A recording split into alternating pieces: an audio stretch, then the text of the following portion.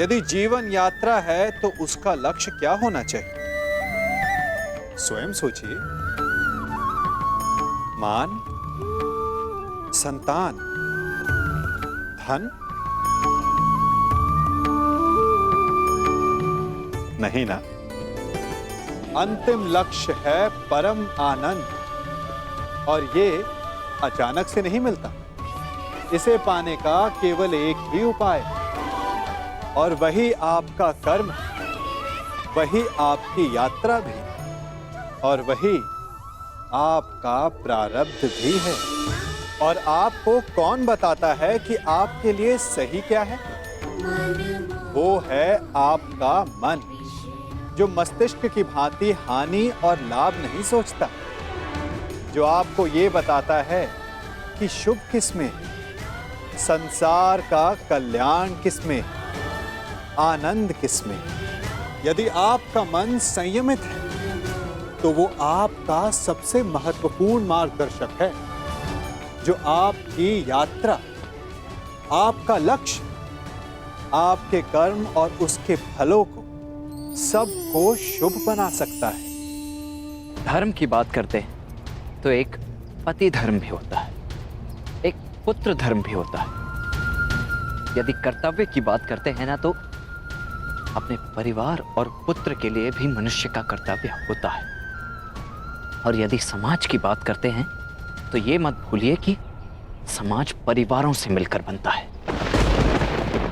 आप जिसे परमार्थ कह रहे हैं वो आपका परम स्वार्थ है,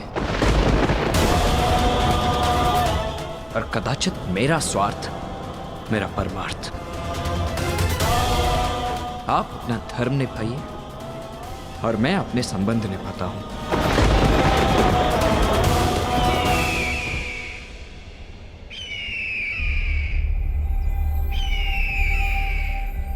अब मैं चलता हूं, मुझे शीघ्र ही कहीं पहुंचना है अपने संबंध निभाने के लिए।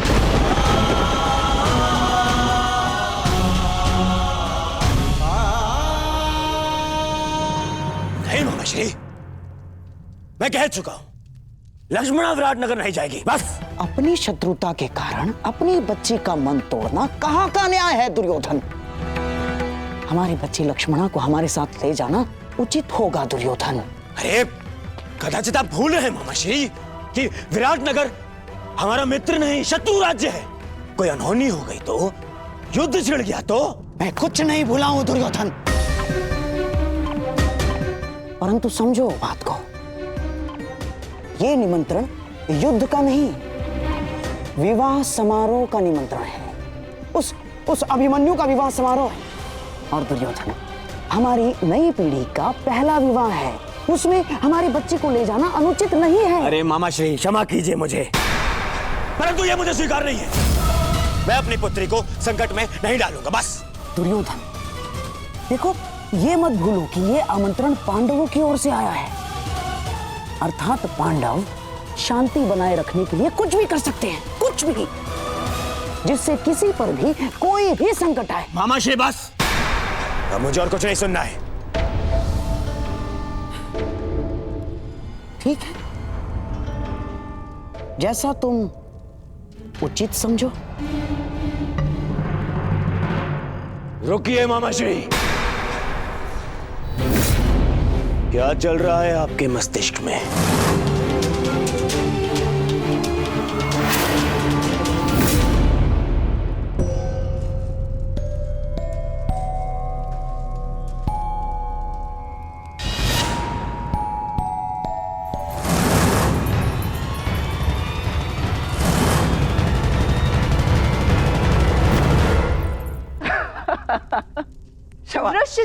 क्षमा चाहता हूँ। नहीं, मैं क्षमा चाहती हूँ तुम्हें इस प्रकार यहाँ बुलाने के लिए, परंतु बात ही कुछ ऐसी थी। वो, मैं एक विवाह में जा रही हूँ और मैं चाहती हूँ कि शाम भी वहाँ उपस्थित हो, और उसे केवल तुम ही वहाँ ला सकते हो, तो तुम्हारी बात अवश्य मानेंगे।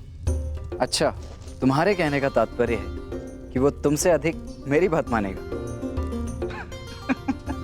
वृषसेन, ये परिहास का समय नहीं है, मेरी जान पर लगी है। अब मैं स्वयं जाके तो उन्हें वहां से आने को नहीं बोल सकती ना, क्योंकि मैं जानती हूँ कि वो नहीं आएंगे। परंतु इस बार उनका वहां आना अति आवश्यक है। और तुम मेरे मित्र होके ऐसे उपहास कर रहे हो। अरे अरे ठीक है, यदि इतना ही आवश्यक है तो मैं स्वयं जाकर कुमार साम को लेकर उपस्थित हो जाऊंगा। कहाँ है विवाह? विराटनगर में। वहां तो कुमार अभिमन्यु के विवाह का आयोजन चल रहा है ना, अर्थात तुम उस विवाह में। प्रश्न ये नहीं है कि लक्ष्मणा विराटनगर जाए या ना जाए, प्रश्न ये है कि आप उसे वहां ले जाने का हट क्यों कर रहे हैं?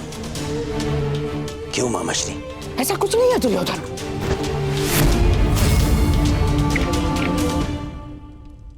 जितना मैं आपको जानता हूं मामाश्री, आप अकारण मेरा मन बदलने के लिए मुझे बातें नहीं करते हैं।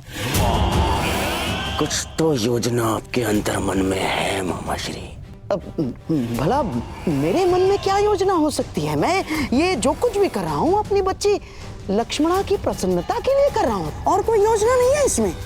बेहतर होगा कि ना हो मामाश्री, क्योंकि यदि ये कोई आपकी योजना है जिसमें आपने मेरी पुत्री का उपयोग करना चाहा, तो मैं आपको क्षमा नहीं करूंगा मामाश्री। ये क्या क्या कह रहे हो दुर्योधन?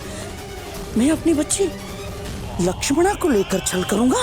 आपके लिए कुछ भी असंभव नहीं है मामाश्री, परंतु सावधान करता हूँ, क्योंकि यदि मेरी पुत्री पर जरा सी भी आँच आई तो आप मेरी प्रतिक्रिया सहन नहीं कर पाएंगे, समझे?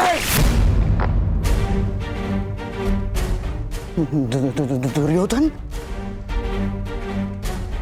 ये क्या हो गया है तुम्हें? तो बताइए, आप लक्ष्मणा को विराटनगर ले जाने में दबाव क्यों बना रहे? मामाश्री, आपका यह मौन मेरे मन के संदेह की अग्नि को और भड़का रहा है। बोलिए, अन्यथा मैं अपना संयम तोड़ बैठूंगा। बोलिए।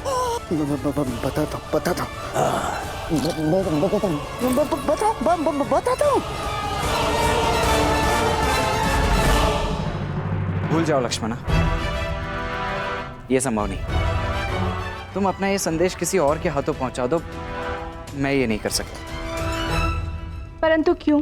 लक्ष्मणा, वहां कौरव और पांडव सभी उपस्थित होंगे और मैं नहीं चाहता कि तुम्हारा सामना तुम्हारे पिता से हो। यही ना? ऋष्यसेन, मैं जानती हूँ कि तुम और सांब अपने पिता के समक्ष नहीं जाना चाहते, परंतु ये मेरे और सांब के जीवन का प्रश्न है। मित्र हो ना, सहायता नहीं करोगे? ऋष्यसेन, मैं तुमसे विनती करती हूँ, केवल एक बार उनसे बात तो करके देखो। वहाँ कुछ ऐसा होने वाला है जो हमारे जीवन को एक नई दिशा देगा। ठीक है, मैं उससे बात करने का प्रयास करूंगा, परंतु वो मानेगा या नहीं ये मैं नहीं कह सकता। तुम प्रयास तो करके देखो, सब ठीक होगा। मुझे अपने मित्र पे पूरा भरोसा है। लक्ष्मणा के विषय में क्या कहना है आपको? लक्ष्मणा के विषय में नहीं,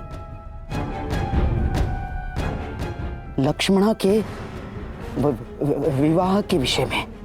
लक्ष्मणा का विवाह? हाँ दुर्योधन,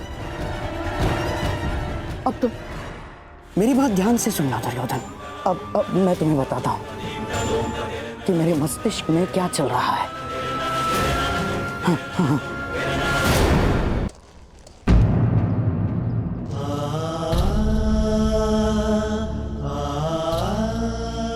मुझे नहीं पता था कि आप अभी यही हैं। मैं जानता हूं तुम मुझसे रुष्ट हो पुत्र।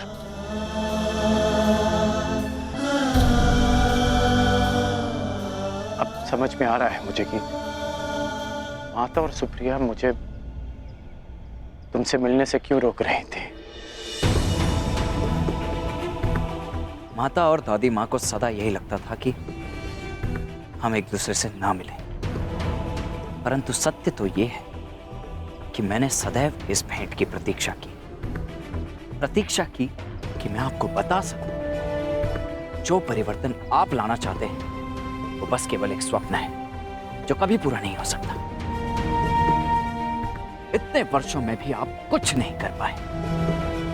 साधारण असहाय मनुष्यों पर आज भी अत्याचार होते हैं, उन पर अन्याय होता है, और इस अन्याय को रोकने का एक ही उपाय है, अत्याचार और अत्याचारियों को जड़ से उखाड़कर फेंक दिया जाए। ये हल नहीं है पुत्र, ये हल नहीं है। अपनी अपनी सोच है। आप परिवर्तन में विश्वास रखते हैं और मैं परिणाम। आप कर्म पर विश्वास करते हैं और मैं फल पर। मैं वृक्ष से मिले फल पर विश्वास करता हूं।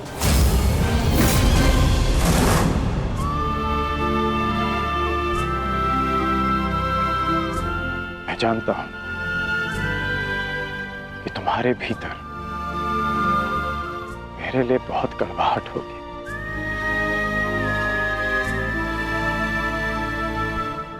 परंतु मुझे विश्वास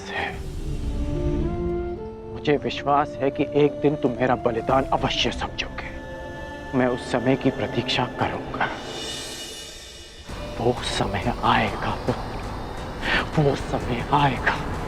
वो दिन कभी नहीं आएगा जब मैं आपके तर्कों से सहमत होऊंगा। आपने अपना मार्ग चुना और मैं अपने चुने मार्ग पर चलूंगा। आप कीजिए प्रतीक्षा परिवर्तन की, परंतु मैं परिणाम लाऊंगा और मैं अपने मार्ग में किसी को नहीं आने दूंगा, फिर चाहे मुझे उसके लिए किसी का भी सामना करना पड़े। और यदि आपका भी सामना करना पड़ा तो मुझे स्वीकार है।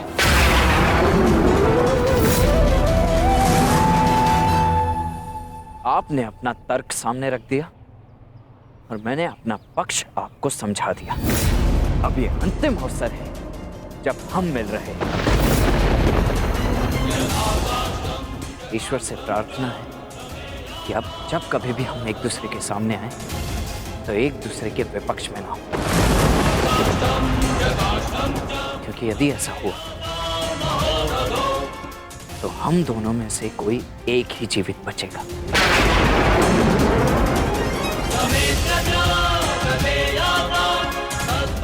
और दोनों ही पक्षों में हानि माता की ही होगी, रोना उन्हें ही पड़ेगा। इसलिए प्रार्थना है कि आगे से मेरे मार्ग में ना आए।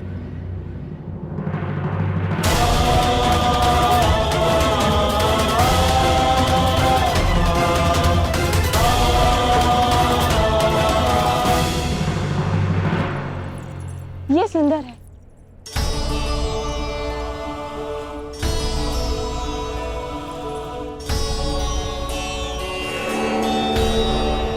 अति सुंदर पुत्री, वस्त्र चयन में बहुत ही प्रवीण हो गए हो लक्ष्मणा। एकांत। नहीं नहीं मामाश्री, प्रवीण तो आप हैं मनाने में। हैं? मुझे तो विश्वास ही नहीं हो रहा कि ये चमत्कार कैसे हुआ। पिताश्री को कैसे मनाया? विश्वास के कारण, क्योंकि शकुनी हमेशा अपने देय वचन पूर्ण करता है। तुम्हें भी मुझ पर विश्वास करना सीखना होगा लक्ष्मणा। मुझे आप पर पूरा विश्वास है मामाश्री। तो क्या तुमने वो किया जो मैंने तुमसे करने को कहा था? क्या संभ विवाह में आएगा? जी मामाश्री, वो विवाह में अवश्य आएंगे। बहुत अच्छे बच्चे, जाओ अपने मधुर मिलन की तैयारियां करो। जाओ।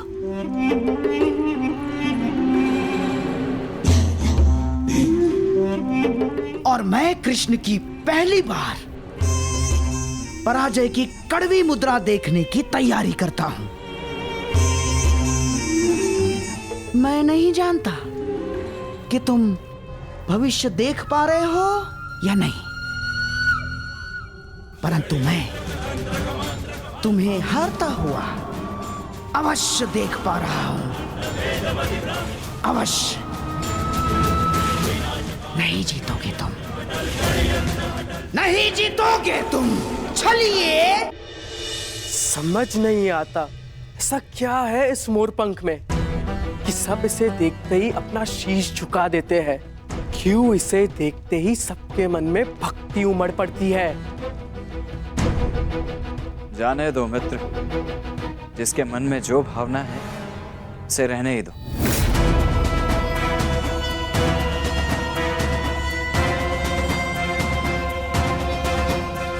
परंतु मुझे ये भक्ति नहीं लगती, ये भय है, भय जो इस मुकुटधारी के पाखंड से उपजा है। लोग इससे प्रसन्न इसीलिए है क्योंकि वो उन्हें मनचाहा देते हैं। कम से कम वो ये कार्य तो उचित ही करते हैं मित्र। परायों को महत्व देते हैं, अपनों को नहीं।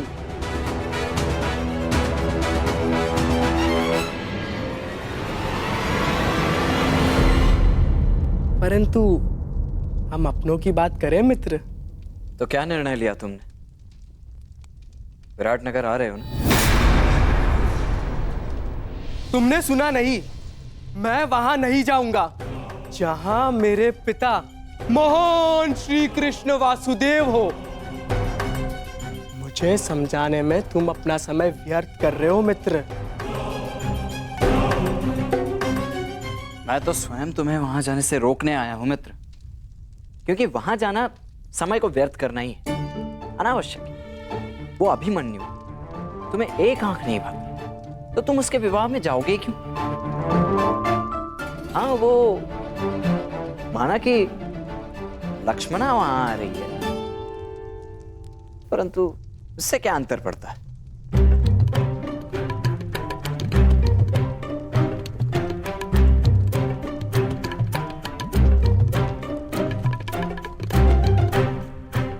वहां आ रही है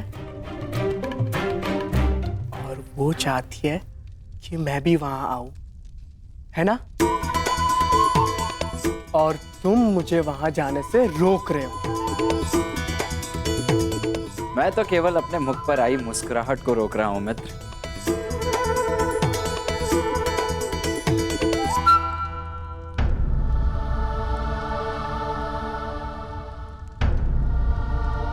काकाश्री, प्रणिपात। प्रणिपात। तो हम कल प्रातः यहाँ से प्रस्थान करेंगे ना? परंतु अभी सूर्योदय होने में तो समय शेष है, फिर इस समय आप यहाँ? मैं जांच रहा था कि सुरक्षा प्रबंध पर्याप्त है या नहीं, क्योंकि हस्तिनापुर की राजकुमारी पहली बार जो हमारे साथ जा रही है। काकाश्री, आप अंगराज हैं, अंगरक्षक नहीं। आपको ये सब करने की आवश्यकता नहीं। मैं ये सब इसलिए करता हूँ क्योंकि ये युवराज और आपकी सुरक्षा के लिए आवश्यक है। मेरे लिए मेरा वहां जाना आवश्यक नहीं है, परंतु किसी और के लिए मेरा वहां उपस्थित होना आवश्यक है। मेरी बात मानो मित्र, मत जाओ वहां, भूलो मत, तुम्हारे पिता भी उपस्थित होंगे वहां पर। तुम्हारी मंत्रणा उचित है मित्र, परंतु हाँ, लक्ष्मणा भी होगी और उसकी इच्छा है कि मैं भी वहां पहुंचूं।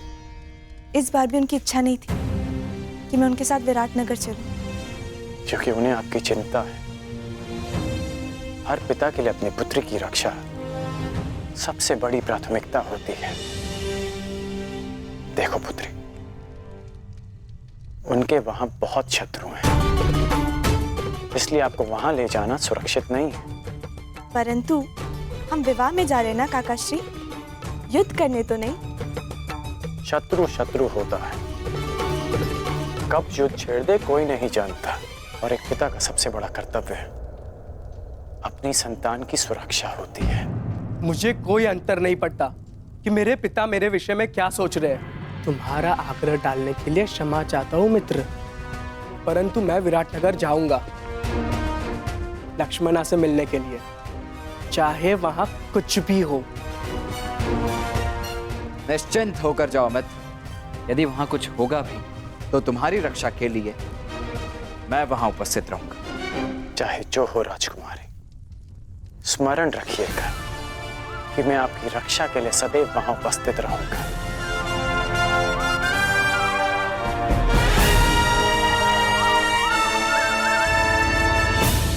सोचा है इस उड़ान को, इस स्वतंत्रता को पाने के लिए कितना परिश्रम, कितना अभ्यास किया होगा इन्होंने? आकाश में उड़ने से पूर्व धरती पर कितना गहन परिश्रम किया होगा इन्होंने। इनके माता पिता ने पहली बार जब इन्हें पंख फड़फड़ाने को उकसाया होगा तो कितनी बार गिरे होंगे। पहली बार वायु में उड़ते समय कितना भय लगा होगा इन्हें। अपनी पहली उड़ान के पश्चात धरती पर उतरते समय गिरकर कितनी चोट खाई होगी। इस उड़ान का, इस स्वतंत्रता का ये मूल है। यदि आप ये दे सकते हैं तो अवश्य आप भी इस स्वतंत्रता को पा सकते हैं। इन पक्षियों की भांति ही अपने चारों ओर जब भी आप किसी सफल मनुष्य को देखें तो उससे ईर्ष्या ना करें, उसके परिश्रम और पीड़ा को समझने का प्रयास करें जो उसने यहां तक पहुंचने में पाई है। प्रेरणा लें, प्रयास करें और स्वयं भी सफल हो जाएं।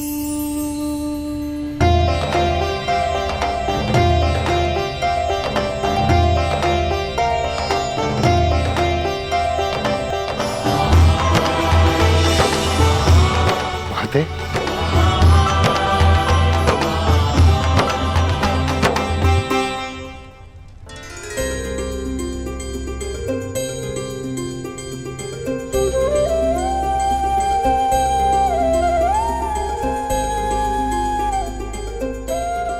तेरह वर्षों से ये आंखें तुम सबको देखने के लिए तरस रही हैं। अच्छा नेतृत्व हो जाने दो।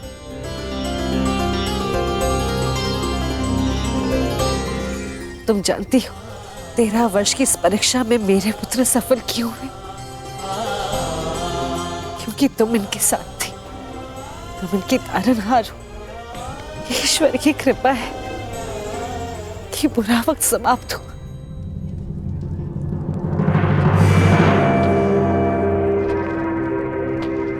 और किसी का बुरा समय प्रारंभ हुआ।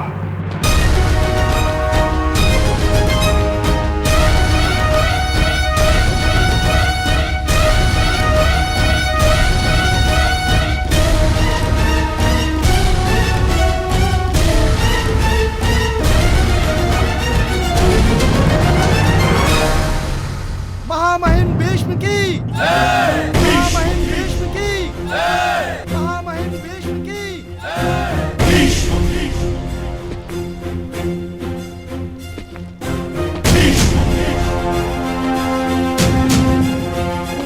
आप यहाँ पधारे, हम धन्य हुए पितामह। प्रणिपात। आयुष्मान भव।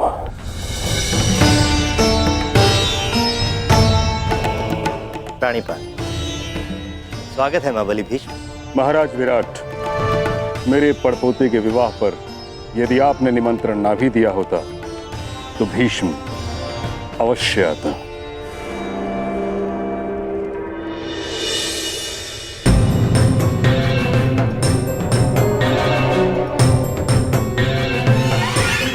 आइए महाबली भीष्म।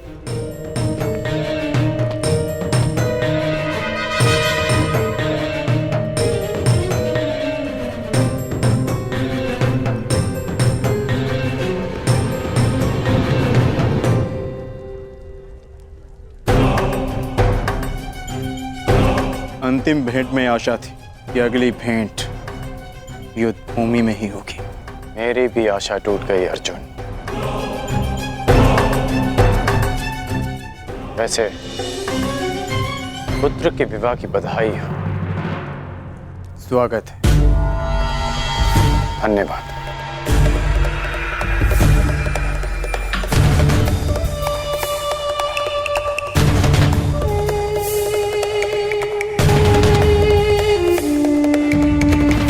प्रणिपात।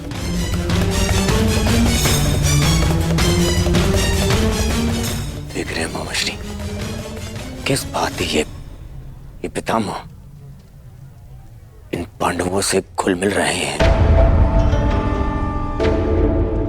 कोई जाए उन्हें बताए, समझाए उन्हें कि कुछ ही समय पश्चात यही पांडव युद्ध में हमारे विरुद्ध खड़े होंगे। शांत रहो दुर्योधन। मुख मुद्रा सुंदर नहीं बना सकते तो कम से कम सुंदर शब्दों का प्रयोग तो करो।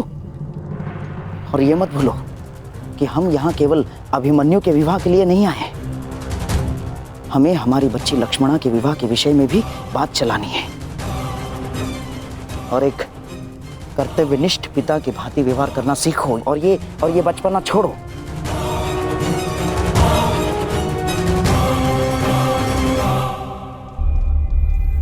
पिताश्री, अब तो सभी अतिथि आ ही चुके हैं ना, आप भी तनिक मेरे साथ बैठिए। मुझे आपको कितना कुछ बताना। 13 वर्षों पश्चात आपसे मिलना हो और इतना समय भी नहीं मिला कि आपको बता सकूं कि मैंने क्या क्या सीखा। अवश्य।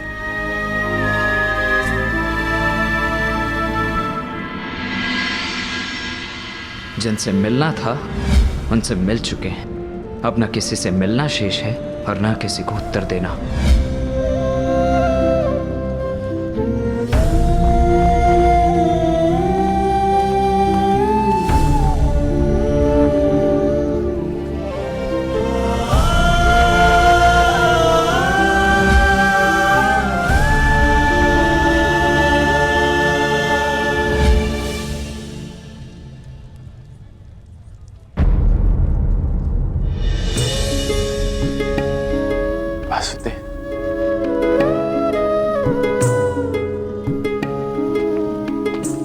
बात वासुदेव, क्षमा कीजिएगा, मैंने आपको देखा नहीं। कोई बात नहीं अंगराज। मनुष्य का मन जब व्यथित होता है तो कई बार वो अपने आसपास की वस्तुओं को देख नहीं पाता।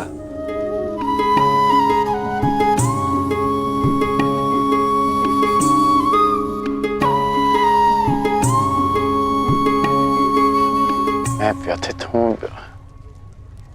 ये आपको कैसे ज्ञात हुआ?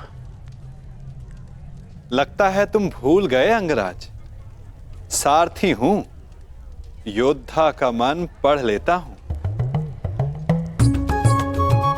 अभिमन्यु को देखकर तुम्हें वृषसेन का स्मरण हो आया ना?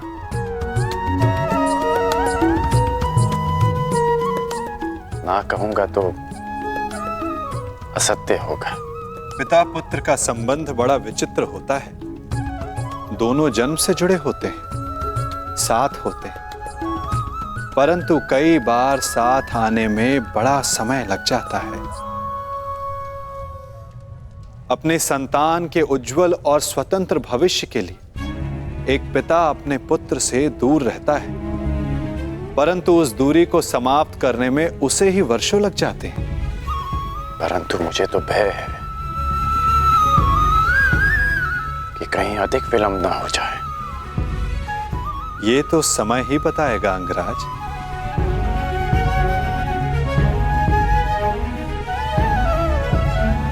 अच्छा वासुदेव, शाम कैसा है? वो आपके साथ नहीं आया? वो अच्छा है अंगराज। उसका यहां आने का मन नहीं था, इसलिए साथ नहीं आया। परंतु मन की गति बड़ी चंचल होती है अंगराज। क्या पता कब बदल जाए। वासुदेव क्षमा कीजिएगा, परंतु मेरे पूछने का एक और तात्पर्य है। आपका आपके पुत्र से संबंध कैसा है? मैंने कहा ना अंगराज, पिता पुत्र का संबंध बड़ा विचित्र होता है। मेरी दशा तुमसे भिन्न नहीं है और मैं भी प्रारब्ध नहीं बदल सकता।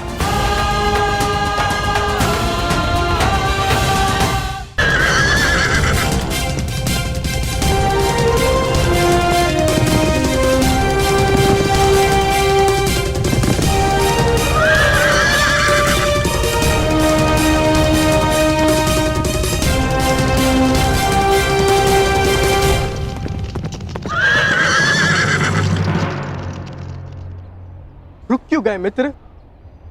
अभी विराटनगर दूर है परंतु मेरा साथ यहीं तक था मित्र सांब। अर्थात तुम चाहते हो कि मैं वहां अकेले सबके समक्ष प्रस्तुत हूं?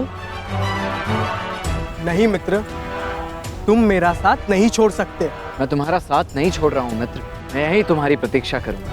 परंतु ऐसा क्यों? जब तुम यहाँ तक आ ही गए हो तो मेरे साथ क्यों नहीं चल सकते? क्या बात है मित्र? क्योंकि आने वाले पल तुम्हारे प्रेम लक्ष्मणा से तुम्हारे मिलन के सुखद पल हैं मित्र। मैं उसे बिगाड़ना नहीं चाहता। परंतु ऐसा क्यों होगा?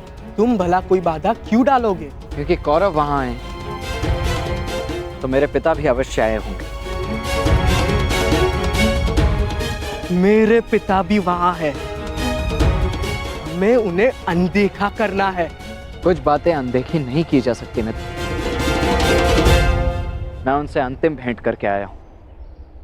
यदि अब भेंट होगी तो विध्वंस होगा, और मैं ये नहीं चाहता। ऐसा नहीं है वृषसेन।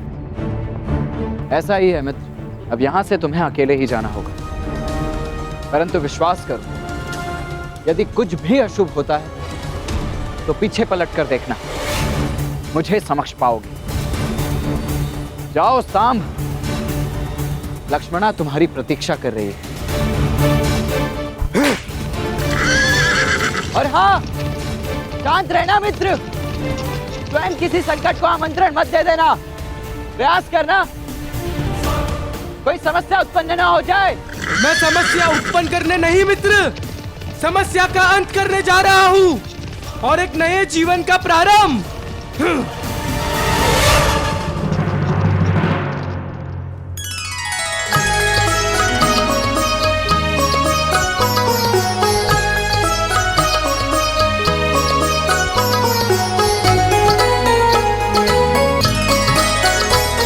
आपके लिए वो महत्व रखते रहे जिन्होंने आप पर उपकार किया या जिन्हें आपने वचन दिया, परंतु मेरे लिए सबसे अधिक महत्वपूर्ण मेरा परिवार है।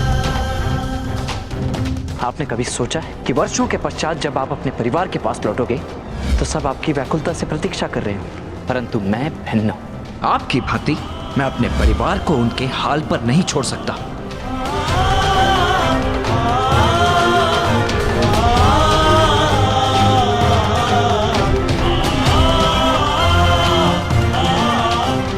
ईश्वर से प्रार्थना है कि अब जब कभी भी हम एक दूसरे के सामने आए तो एक दूसरे के विपक्ष में ना हो, कि यदि ऐसा हो तो हम दोनों में से कोई एक ही जीवित बचेगा।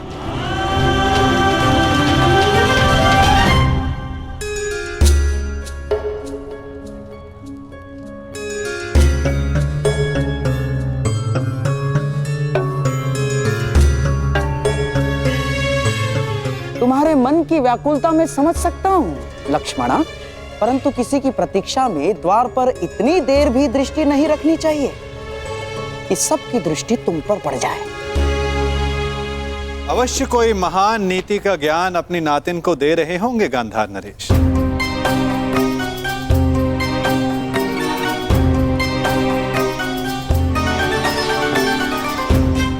प्रणिपात। तुम्हारी मनोकामना पूर्ण हो पुत्री। प्रणिपात करने का एक लाभ ये होता है कि आशीर्वाद स्वतः मिल जाता है ना गांधार नरेश? वैसे ये बताइए, आपको उत्सव का प्रबंध कैसा लगा? अति उत्तम वासुदेव, आप ही की कृपा है बस। मेरी कृपा? उत्सव विराट राज का है और आप प्रशंसा मेरी कर रहे हैं। और किसकी करूं वासुदेव? आप जहां जाते हैं वहां सब कुछ आप ही के मन से तो चलता है। भिक्षुक पांडवों को ऐसा राज संबंध दिलाना, हारे हुए योद्धाओं को फिर से स्फूर्ति दिलाना, ये आपके अतिरिक्त कौन संभव कर सकता है वासुदेव? भला आप ही बताइए, कौन सोच सकता है कि जो कौरव विराट नगर की ईंट से ईंट बजा देने का स्वप्न लिए बैठे थे, वो विराट नगर का आतिथ्य स्वीकार करेंगे? ये योजना बना पाना, उसे सफल करना, आप ही के तो बस में है वासुदेव, इसीलिए आप प्रशंसा के पात्र हैं।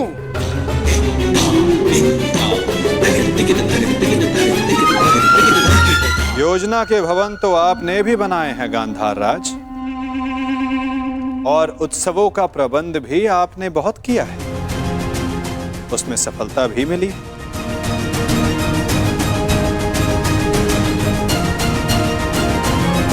योजना के भवन तो आपने भी बनाए हैं गांधार राज, वो बात और है कि उसके लिए आपको प्रशंसा नहीं मिली, परंतु एक बात के लिए मैं आपकी प्रशंसा अवश्य करूंगा कि हस्तिनापुर के इतने महान दिग्गजों को यहां लाना कोई सरल कार्य नहीं है। युवराज दुर्योधन, महामहिम भीष्म जैसे दृढ़ पुरुषों को यहां लाना बड़ा कठिन कार्य है, जिसे आपने बड़ी सरलता से पूर्ण कर दिया। हस्तिनापुर को आप विराट नगर ले ही आए गांधार नरेश, भले ही उसके पीछे आपका कोई व्यक्तिगत कारण अवश्य रहा हो। मेरा क्या कारण होगा वासुदेव? क्या कारण होगा मेरा ना? अरे हाँ, मैं यहाँ सबसे मिला, परंतु आपका पुत्र सांब कहीं दिखाई नहीं दे रहा है। क्या वो आमंत्रित नहीं है यहाँ?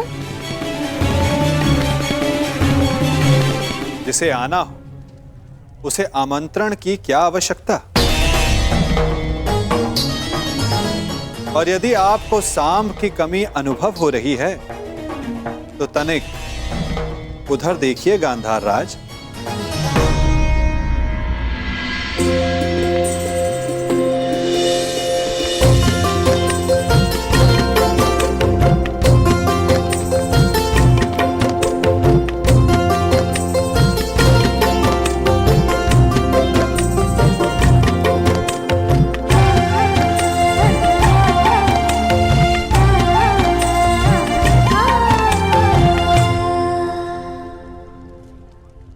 जिसके लिए आप बड़ी व्याकुलता से पूछ रहे थे, या ये कहूं बड़ी व्याकुलता से प्रतीक्षा कर रहे थे। प्रतीक्षा तो करूंगा ना वासुदेव। जब सारी अगली पीढ़ी यहाँ प्रस्तुत है तो आपके पुत्र सांब से भी मिलने का मन हो आया। और विराट नगर के लिए हस्तिनापुर से जो भेंट आई है उसका आनंद अधिक लोग उठा सके उतना अच्छा है? और आशा है कि मेरी भेंट सबको आनंदित ही करेगी वासुदेव।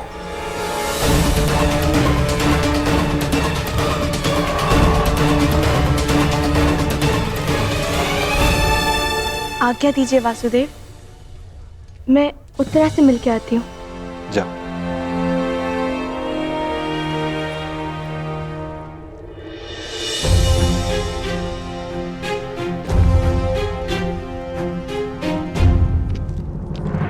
सांब,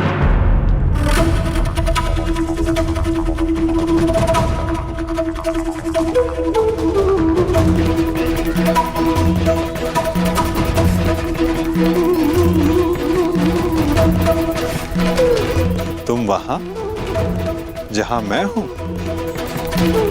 आश्चर्य हुआ तुम्हें देखकर। आश्चर्य नहीं, सौभाग्य है आपका पूजनीय पिताश्री। ये मत समझिएगा कि आपको लेकर मेरे विचार परिवर्तित हो गए। बात केवल इतनी है कि आज मेरा मन आनंद में था, बस उसे बांटने के लिए मैं अपने संबंधी के विवाह में चला आया। तुम उनमें से नहीं हो सांब जो केवल अपने मन के आनंद के लिए कुछ कर जाए। यदि तुम यहां आए हो तो अवश्य कोई छिपे हुए मंतव्य के साथ आए हो।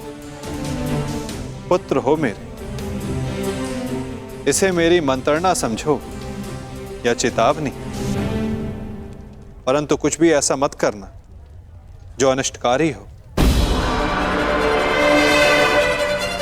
वैसे पूरा भारतवर्ष एक महायुद्ध के ज्वालामुखी के मुख पर बैठा हुआ है।